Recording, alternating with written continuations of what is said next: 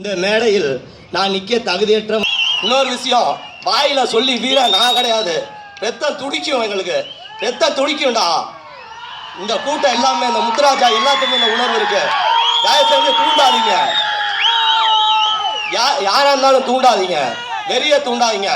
போட்டி போடுங்க, போட்டி போட்டு சங்கம் நடத்துங்க. பொறாமப்படாதீங்க, பொறாமப்பட்டு சங்கம் நடத்தினா அழிஞ்சுதான் போகுங்க. அழிஞ்சு ரெடி, அழிஞ்சு போயிடும். அழியக்கூடாது, இந்த சமூகம் வாழணும். அதுக்காண்டி தான் நான் போறோம் இங்க வந்திருக்கேன். எல்லாத்துக்கும் பெரியவங்களுக்குலாம் சொல்லிக்கிறேன், எங்க ஐயா மேல கொஞ்சம் வருத்தம் இருக்கும், எல்லாத்துக்கும் சொல்லிக்கிறேன்.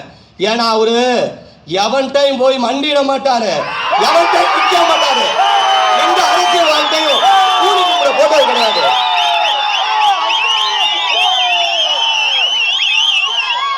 எந்த அரசியல்வாதிட்டையும் இன்ன வரைக்கும் இங்க உட்கார்ந்து இருக்காரு யாராவது சொல்லுங்க, கூல கும்பிடு போடாம எவன் இருக்கா? எங்க அப்பா மாதிரி எவன் இருக்கா? இங்க எங்க அப்பா யாரையும் தப்பா சொல்லல, எனக்கு மனசுல தோன்றத சொல்றேன். எங்க அப்பா இன்ன வரைக்கும் 40 வருஷமா ராஜ்யம் நடத்திக்கிட்டு இருக்காரு. எவன்கிட்டையும் எந்த ஒரு காரணத்திலையும் நிக்க கிடையாது. நாங்க உள்ள போனப்ப கூட நிக்க கிடையாது, மந்திரிட்ட நிக்க கிடையாது, எம்எல்ஏ நிக்க கிடையாது. சாகுற வரைக்கும் அந்த ராஜா மாதிரியே வாழ்ந்துட்டு தான் போவோம். அந்த முத்திரையர் மன்னர் என்ன செஞ்சாரு? அந்த முத்திரையர் மன்னரை சேர சோழ பாண்டியன் 3 பேர் சேர்ந்து இதே தஞ்சாவூர்ல தோக்கடிச்சாங்க. ஆனா கடைசி வரைக்கும் அந்த முத்தைய மண்டியிடல. செத்து போனாலும் வீரமாதன் 1300 வருஷத்துக்கு முன்னாடி ஆண்ட ஒரே பரம்பரை நம்ம பரம்பரை. எனக்கும் வரலாறு தெரியும், எனக்கு தெரியும். கட்டபொம்மன், நான் 8வது படிக்கிற போது கட்டபொம்மன் வரலாறு படிச்சு கட்டபொம்மனை தான் என் குருவா ஏத்துக்கிட்டேன்.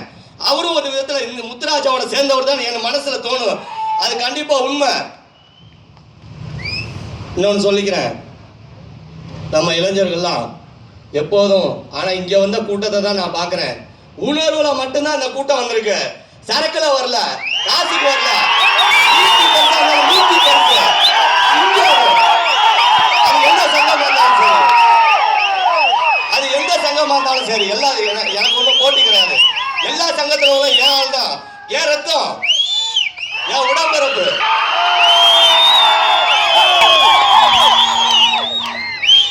எங்க ஐயாட்ட நான் சொல்லுவேன், நீங்க அரசியல் பண்ணுங்கப்பா. அரசியல் பண்ண மாட்டாரு அவர் ஒரு ராஜா மாதிரி இருக்காரு, அதனாலதான் அப்படி சொல்லு. அவருக்கு அரசியல் பண்ண தெரியல, ஆனா நாங்க அரசியல் பண்ணுவோம். எங்க ஐயா ராமராஜ் அரசியல் பண்ணுவாரு. ராமனுக்கு 1 லட்சம் போகணும், நான் ராமனுக்கு உயிரா கொடுப்பேன். என் கையை கட்டி வச்சிருக்காரு, என் கையை அவுத்து விட்டா, என் கையை கட்டி வச்சிருக்காரு ராமபுரம் பண்ண. என் கையை கட்டி விட்டா யாரையும் கொல்ல மாட்டேன். யாரு என் சங்கத்தை, என் மக்களை, என் உயிரா கொடுத்தாச்சு காப்பாத்துவேன். அது எந்த சங்கமா இருந்தாலும் சரி,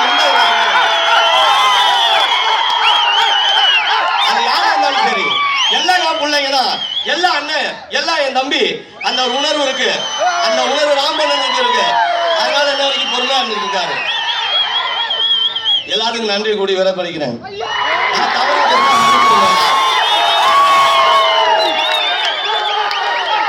எங்க ஐயா இன்னைக்குமே அரசர் மாதிரிதான். அரசன் எங்க ராமபுரம் குண்டா சட்டத்தை போட்டு எம்எல்ஏ கேட்டான், மந்திரி கேட்டான். நான் அவங்களுக்கு ரெக்கார்ட் சட்டத்தை உடைக்கிறேன். எங்க அப்பா உதவவே இல்லை. அவனா முன்னேறி அவனா வரணும். எங்க அப்பா யார்கிட்டையும் போய் இன்ன வரைக்கும் 40 வருஷமா ஒருத்தன் கூட நின்னது கிடையாது.